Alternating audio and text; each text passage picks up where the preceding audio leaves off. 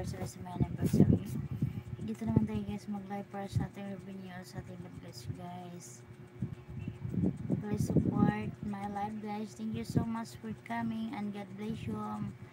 House is sleeping. Matulog na tayo guys. Good night everyone.